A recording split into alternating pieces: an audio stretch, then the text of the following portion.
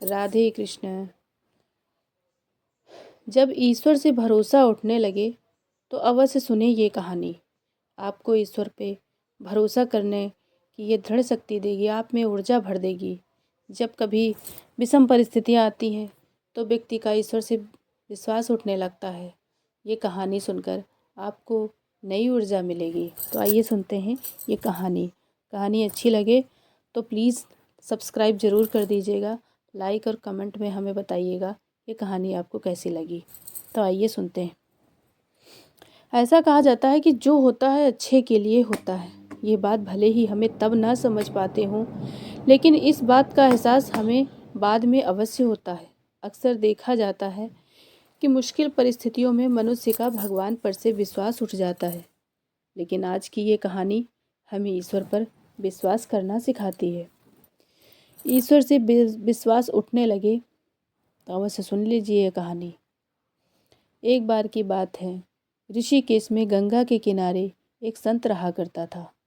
वो संत बहुत ही दयालु स्वभाव का था और नित्य भगवान की पूजा अर्चना करता था।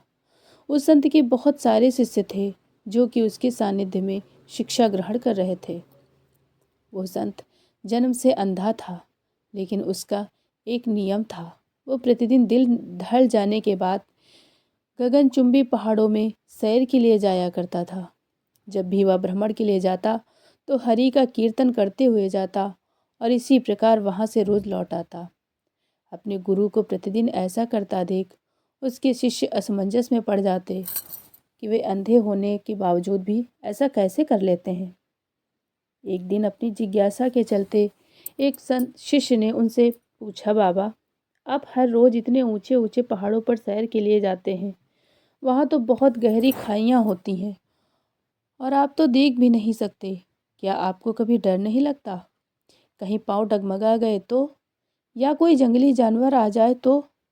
क्या आपको इन सब चीज़ों से जरा भी भय नहीं लगता?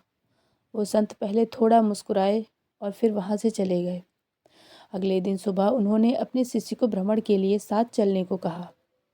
पहाड़ों पर चढ़ते समय बाबा ने शिष्य से कहा, यदि कोई गहरी खाई है तो उन्हें बता दें।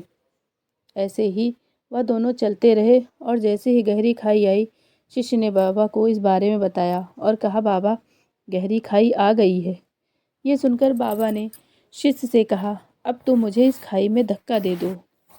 बाबा की बात सुनकर शिष्य विस्मित होकर चारों ओर देखने लगे। उसने कहा, मैं भला आपको कैसे धक्का दे सकता हूँ? ऐसा कुछ करने की तो मैं सोच भी नहीं सकता।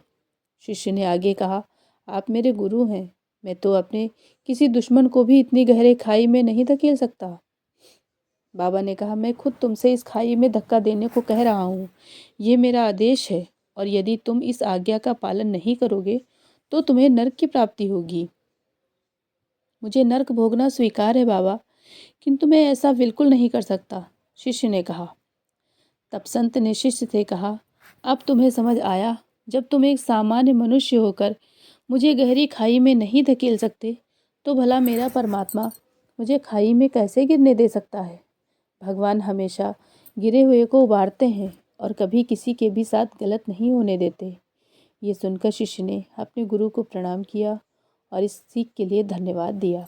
इस छोटी सी कहानी से हमें ये शिक्षा मिलती है कि हमें कभी भी ईश्वर से अपने विश्वास को कम नहीं करना चाहिए। यदि आपके साथ अभी कुछ बुरा हो रहा है तो हो सकता है ये आने वाले समय में कुछ बहुत अच्छा होने का संकेत हो। इसलिए भगवान पर हमेशा विश्वास रखें, उन्होंने आपके लिए ज़रूर कुछ अच्छा ही सोचा होगा। राधे राधे। जय श्री कृष्ण।